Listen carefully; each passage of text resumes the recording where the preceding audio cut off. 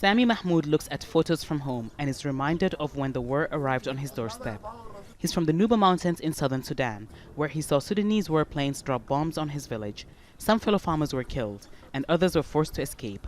The government forces dropped bombs from Antonovs and other kinds of planes and didn't distinguish fighters from civilians. They dropped bombs indiscriminately. It was a massacre, a genocide against the unarmed people of Nuba Mountains. The farmer says knowing what the military can do to civilians is what brought him to join the mass sit-in at army headquarters in Khartoum.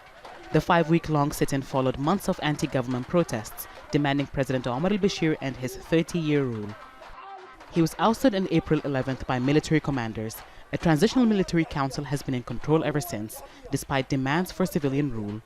Opposition parties and the thousands at the sit-in are demanding the council transfers power. The Nuba Mountains area in South Kordofan is just one of several regions at war in Sudan. Others include the southern region of Blue Nile and the western region of Darfur. Many people have fled those areas due to military operations, some led by commanders in the military council. Sudanese who sought refuge in the capital Khartoum and who have been able to join the sit-in here in front of the army headquarters say they won't leave until power is handed to a civilian government.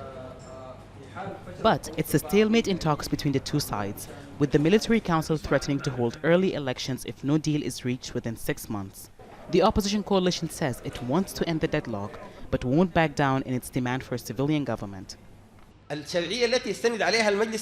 legitimacy the military council is leaning on comes from the people who forced the military to overthrow Bashir.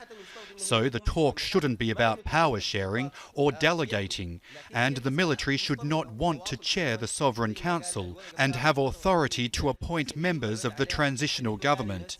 It should hand over power to the people to form a civilian government. Sudan has been under military rule for much of its existence, since independence from Britain in 1956.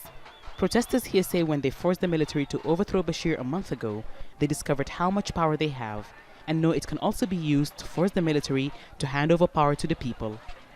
Hiba, Al Jazeera, Khartoum.